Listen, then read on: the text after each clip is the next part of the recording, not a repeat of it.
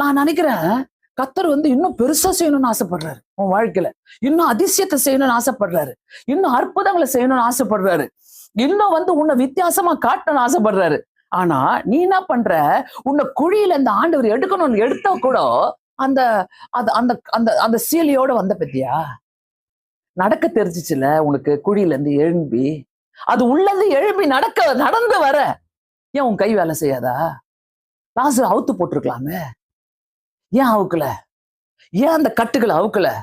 ஏன்னா அவனுக்குள்ள இருந்த அந்த மரணத்தின் ஆவிகள், கெட்ட ஆவிகள், ஐயோ நான் இப்படிதான் போன போல, ஒருவேளை இது கனவா இருக்குமா, இது நனவா இருக்குமா, இது உண்மையா இருக்குமா, இது எப்படி இருக்கும்? நிறைய பேருடைய வாழ்க்கையில நம்ம இழந்து போறதுக்கு காரணங்கள், நம்மளுடைய ஆசீர்வாதங்கள் நம்ம கிட்ட வராமல் இருக்கிறதுக்கு காரணங்கள், நான் இன்னும் கட்டப்பட்டே இருக்கிறேன்.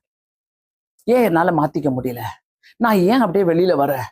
இன்னமும் எனக்குள்ள அந்த அழுக, இன்னமும் எனக்குள்ள அந்த சோகம், இன்னமும் எனக்குள்ள திருப்தி இல்லாத தன்மைகள், இன்னமும் எனக்குள்ள அதிக பிரசங்கித்தனங்கள், இன்னமும் எனக்குள்ள கர்வங்கள், இன்னமும் எனக்குள்ள வேண்டாத சுய புத்திகள் நிறைய. அந்த கட்டவித்தாதான் கர்த்தர் உன்னை உயிரோட எல்லாருக்கும் முன்பாக சாட்சியாக அவருடைய நாம மகிமைப்பட அவர் உன்னை நிறுத்துவார். ஆமென்.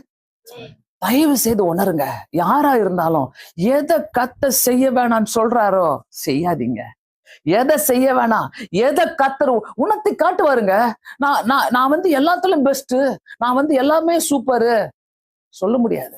நான் காலையில கூட ஒரு எக்ஸாம்பிள் யூஸ் பண்ண ஒரு வாலிப தம்பி ரொம்ப அதிகமா ஜெபம் பண்ணிட்டு இருந்தாரு. ஆண்டவரே எனக்கு அந்த 9 வரங்களையும் கொடுங்க, அந்த 9 வரங்களும் எனக்கு வேணும் ஆண்டவரேன்னு சொல்லி ஜெபம் பண்ணும் போது ஆண்டவர் சொல்றாராம், நீ கேட்கிற 21 நாள் சாப்பிடாம வெறும் தண்ணி மட்டும் குடிச்சுக்கிட்டு உபவாசம் இருந்து ஜெபம் பண்ணாராம். அந்த 21 நாட்கள் ஆண்டவர் சொன்னாராம், பேச ஆரம்பிச்சாராம்.